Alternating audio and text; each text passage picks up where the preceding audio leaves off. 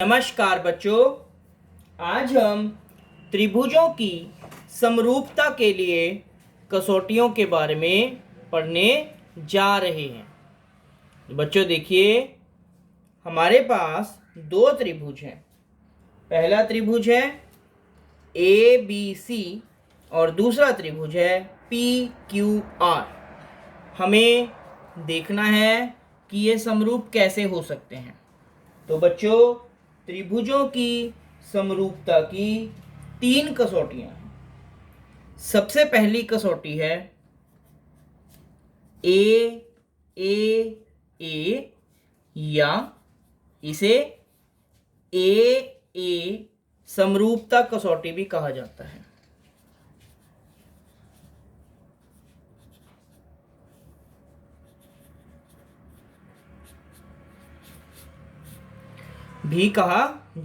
ए समरूपता कसौटी।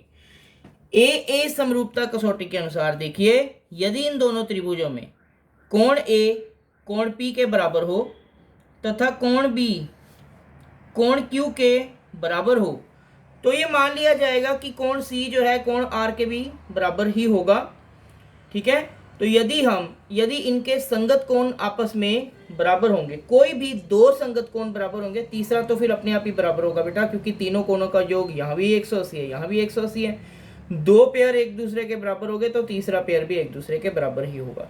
इसीलिए हम ए ना लेकर इसे ए समरूपता कसौटी के नाम से ही जानते हैं।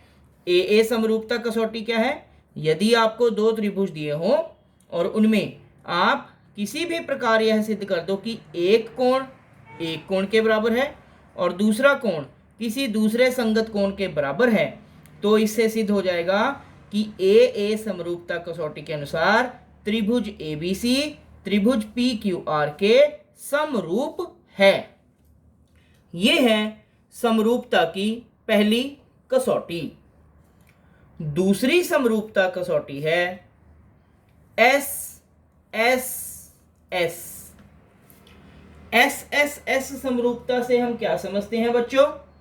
SS समरूपता कसौटी के अनुसार त्रिभुज ABC की तीनों भुजाओं का त्रिभुज PQR की तीनों संगत भुजाओं के साथ अनुपात बराबर होगा। यानी कि AB बटा PQ बराबर होना चाहिए BC बटा QR, और यह बराबर होना चाहिए AC बटा PR के।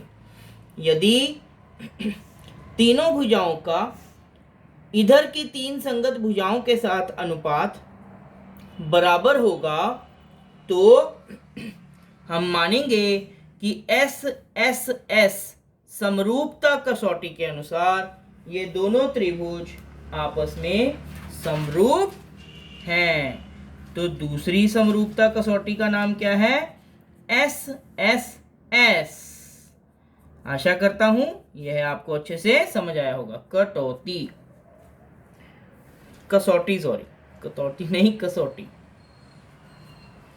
इसके पश्चात तीसरी समरूपता कसौटी है, उसका नाम है SAS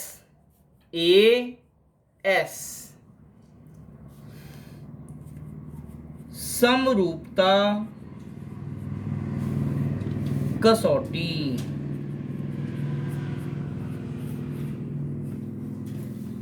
आइए देखते हैं कि SAS समरूपता कसौटी क्या है। मान लीजिए कि त्रिभुज ABC की दो भुजाएं, हम कोई भी दो भुजाएं लेते हैं, जैसे हमने मान लीजिए लिया AB और BC, और यहां से इस त्रिभुज में से ले लिया PQ और QR। तो यदि इनका आपस में अनुपात, इन दोनों भुजाओं का, त्रिभुज ABC की दो भुजाओं का त्रिभुज PQR की दो भुजाओं का आपस में अनुपात बराबर होगा, तो हम मानेंगे और उनके बीच वाले कोण बराबर होंगे। तो देखिए, यदि ए बी बटा पी क्यू बराबर होगा बी सी बटा क्यू आर के, तो देखिए हमने संगत भुजाएं ली है ए बी और बी सी, पी क्यू और क्यू आर। तो इनके बीच ए बी और बी सी के बीच का कोण है बी, पी क्यू और क्यू आर के बीच का कोण है क्यू।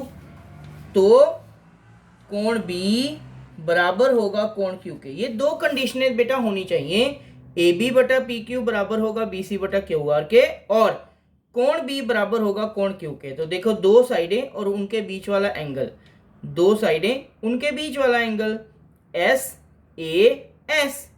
एस ए एस समरूपता कसौटी के अनुसार हम मानेंगे कि त्रिभुज ए बी सी त्रिभुज पी क्यू आर के समरूप है।